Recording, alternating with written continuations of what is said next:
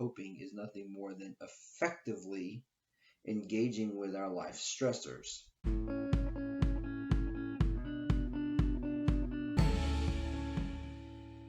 Good day, everyone, and welcome to this week's episode of Monday Morning Moments with Mark. I hope this finds you well.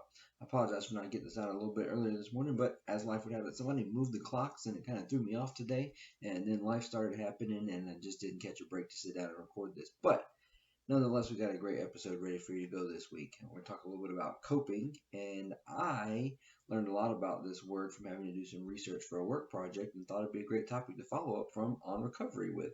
Before we get into all that, we have to have the funniest thing. The funniest thing this week comes courtesy of my illustrious wife, Miss V, and she threw me for a loop on this one.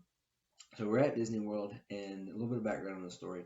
And she looks at her Starbucks cup, and she's like, "I wonder what made him decide to put Aurora's crown on there." And I looked at the cup and I said, "Well, it says Disney Parks. It's not specific to here. So, maybe in Aurora, the castle in Disneyland was the first one. So I guess that's what they're going with."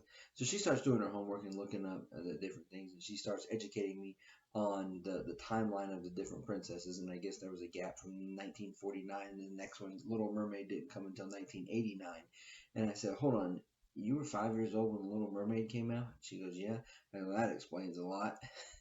So she starts looking, she starts rattling off all the different ones. She goes, "They came out with 5 different princesses during my formative years. You didn't have a chance. You should sue." So what am I going to do? Sue Disney World because I married somebody that's a fanatic and now here it costs me a bunch of money to come here and have fun? That's not how that works. This is a personal choice. So anyways, it was pretty funny. And I got a little history lesson out of it about the evolution of the early Disney princesses. So anyways, now I have to figure out how to cope with that information. So thank goodness this is on coping. Talking about the word in and of itself. So I had to do a little bit of homework for this work project, like I mentioned. And prior to that, I feel like the word coping is a word that has sometimes somewhat of a negative connotation. Like, oh, well, I'm not coping well with this. Or if you're coping with something, then, obviously you're going through something. But the reality of the word is there's a couple different definitions to it. According to dictionary.com, it means facing or to deal with responsibilities or problems, difficulties, whatever, especially successfully or with a calm and adequate manner. And I love that definition because it puts some qualifications on how you face those things. And it's about making sure that you do it on a nice, even keel. Particularly the calm and adequate manner. Now, the ancient meanings of the word coping actually mean to strike or hit, combat, in some way encounter something. So if you put that together, and modern interpretation of the word coping is nothing more than effectively engaging with our life stressors.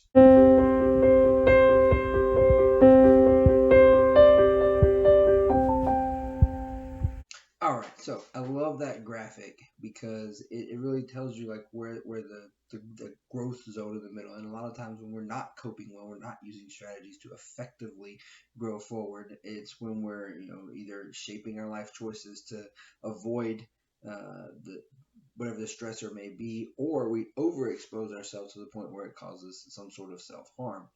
Now, there's 5 different kinds of coping that you actually can choose from. I guess is not really the right kind of, but there's 5 different types of coping, and the type of coping that's appropriate for dealing with the stressor that you need to depends on the type of stressor. So first of all, there's problem solving focused coping or problem focused coping, where you inherently have the ability to, and it is a fixed, specific, solvable problem that a person inherently has the ability to solve. You just have to deal with it and engage with it, but you already have the skill set to do so. The second one is emotion focused coping, where rather than solving the problem, we spend time focusing on how it's making us feel or how it's making us think.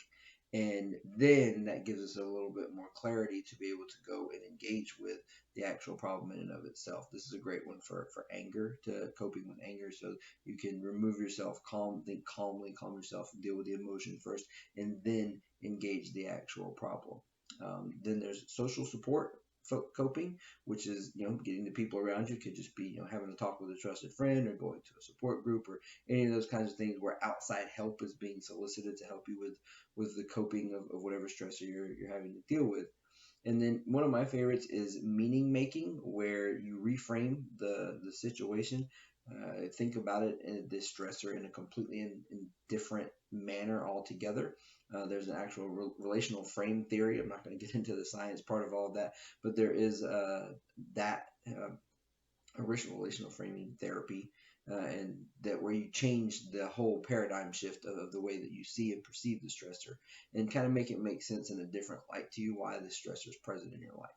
And then lastly, there's spiritual or religious coping. I differentiate the two because there is spiritual and religious do not necessarily go hand in hand, but it is a form of values or belief based coping where you engage very deeply with your value set and what your beliefs are and use that to kind of help you deal with and face the stressor so that you can cope through it much better.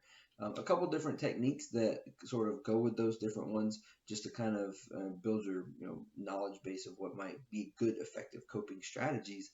One for problem solving, problem focused coping. My personal favorite one is to use chunking, where you break it up into small, manageable chunks. Okay, if I can solve this piece of it, now I have a much smaller puzzle to try and solve. This is just like any other puzzle. If you're putting together a traditional puzzle, you put a little piece together here, and then you put those bigger pieces together to get the full picture. Emotion focused coping, depending on like in the moment, is definitely a breathing exercise where you just remove yourself, go through a breathing cycle, a couple until you can rationally deal with the situation at hand. On a more long-term scale for emotion focused coping, there's other strategies out there that I'm not going to get into right now. And then social support is for me. I just like to sit down and talk to somebody face to face, talk through things. For those of you that know me, I'm an extremely social person, so that one is always helpful. Although when it comes to problem solving and coping, I tend to kind of keep that in house.